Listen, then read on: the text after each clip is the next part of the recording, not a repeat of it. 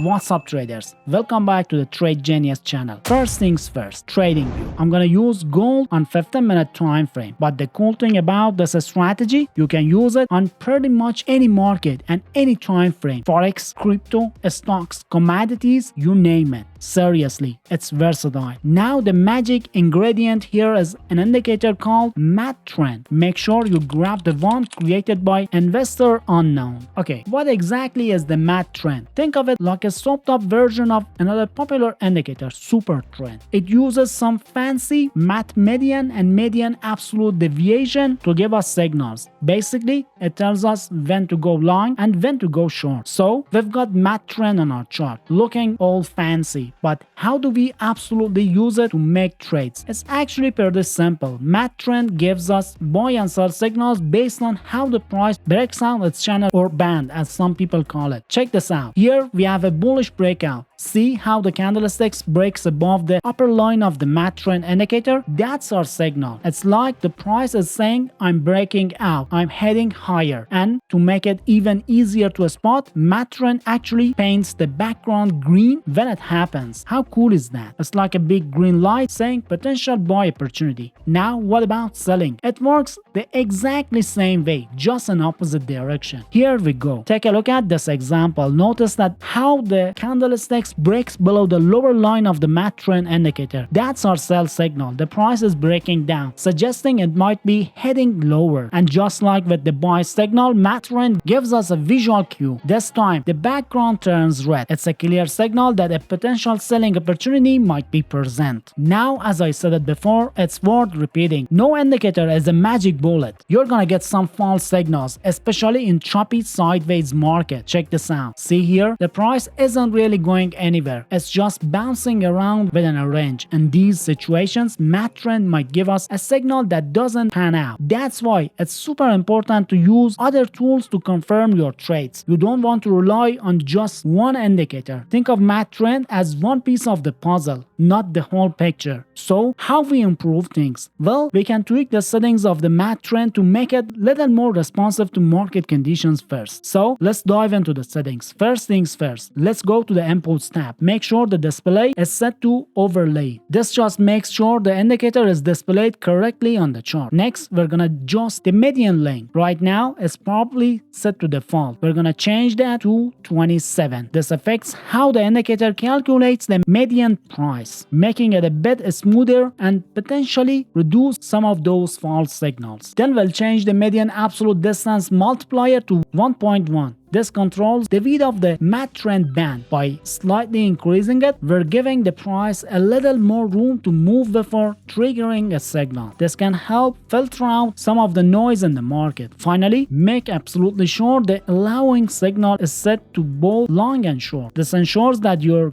getting both buy and sell signals, and we don't need to make any changes in the style tab, so we can leave it as it is. Alright, we're fine-tuned MAT trend and it's looking good, but remember, we want more confirmation. We don't want to rely just solely on one indicator. So let's add another powerful tool to our arsenal, the 10 and 1 different moving averages indicator. Now, you might be thinking, 10 moving averages? What's the deal with that? Well, moving averages are basically lines on your chart that smooth out price action over a certain period. They help us see the overall trend more clearly. Instead of just looking at the jogging price movements, we see a smoothed line that represents the average price over a set number of candles. We've got the 10 and 1 different moving averages on our chart, but we need to configure it to show the specific moving averages we're using for this strategy. We're going to be focusing on two key moving averages, the 200 period EMA and the 45 period RMA. So let's head into the settings and go to the inputs tab, and you'll see a bunch of options for different moving averages, MA1, MA2, MA3, and so on. First, we'll configure MA1. We want this to be 200 period EMA. So under MA1 type, select EMA, then set the MA1 period to 200. Leave the MA1 time frame set to normal. This means it will use the current time frame of your chart. And finally, choose a color you like for this line. Now, let's set the MA2. We want this to be our 45 period RMA. So under the MA type, select RMA, set the MA2 period to 45. Again, leave the MA2 time frame set to normal and choose a different color for this line so we can easily distinguish it from 200 EMA. you'll see options for other moving averages. For this strategy, we're only focusing on 200 EMA and 45 RMA, so you can leave the rest disabled or set to none. And you can also change the thickness of the lines if you want them to be more or less prominent. You can also adjust visibility of each line you want to temporarily hide one. Feel free to play around with these settings in the Style tab. Alright, we've got the matte trend and our 200 EMA and 45 RMA on the chart. Now, how do we use these together to find good trades? The first thing we need to do is identifying the overall trend of the market, and these moving averages are perfect for that. Remember, the 45 RMA is our short-term moving average. It reacts to the price changes more quickly, and the 200 EMA is our long-term moving average. It's much smoother and gives us a broader view of the trend. Here's a simple rule. When the price candles are consistently above both moving averages, we have a clear uptrend. It's like the market is saying we're going up. Now, the opposite is also true. When the price candles are consistently below both moving averages, we have a clear downtrend. The market is saying we're going down. But what about when the market isn't clearly trending up or down? This is where things get a bit trickier. Sometimes you'll see moving averages kind of sticking together, almost flat, and the price bouncing up and down around them rapidly. Like here. See how the lines are almost intertwined and the price is just bouncing rapidly? This is what we call a ranging market or a sideways market. There's no clear direction, and in this situation, it's best to stay out of the market. We do not trade in ranging market with this strategy. It's much harder to predict the price movement when the market is moving sideways, and you're much more likely to get false signals. Okay, now for the exciting part. So let's say we've identified an uptrend just like the example here. The price is clearly above both moving averages. In this scenario, we're only looking for buy signals from the matte trend indicator. Here we go. See the bullish breakout? The price has broken above the upper band of the matte trend indicator, and we've got a nice green background. This is a confirmed buy signal in an uptrend. This is exactly what we're looking for. Now, where do we put our stop loss and take profit? For the stop loss, a good strategy is to place that slightly below one of the moving average lines, maybe 45 RMA in this case, or even better, below the recent swing low. This helps protect us if the price suddenly reverses. For our target, we aim for risk to reward ratio of at least 1 to 1.5. Now let's look at something important. Here we have a sell signal. The price broke below the lower band of the matte trend and we have a red background. But hold on, we're still in an overall uptrend. Remember, we only take buy signals in uptrends. So the sell signal is a rejected signal. We completely ignore it. This is how we avoid a lot of losing trades by filtering them based on the trend. And just to quickly cover the other side, if we were in a downtrend price below both moving averages, we would only look for sell signals, which would be bearish breakouts below the lower matte trend band,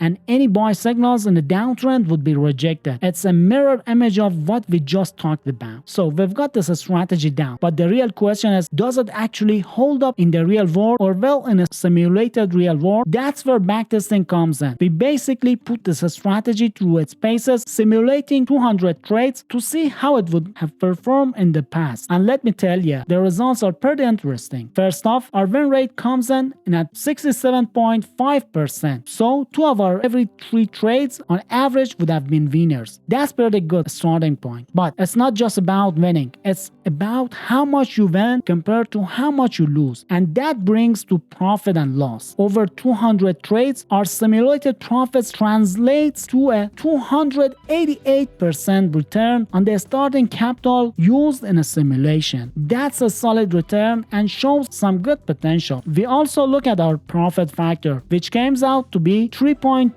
This is a really important metric. It basically tells you how much profit you made for every dollar you risk. A profit factor above 1 is generally good, above 2 is very good, and above 3, well, that's excellent. So even with a more moderate overall return, we were still making over 3 times of risk on average, meaning our winning trades were significantly larger than our losing trades. Another interesting thing to look at is the maximum drawdown, which was 4.05%. This tells us the biggest dip we saw in our simulated account balance during the backtest. It's important to know this because it gives you an idea of the potential ups and downs you might experience if you were to trade this strategy live.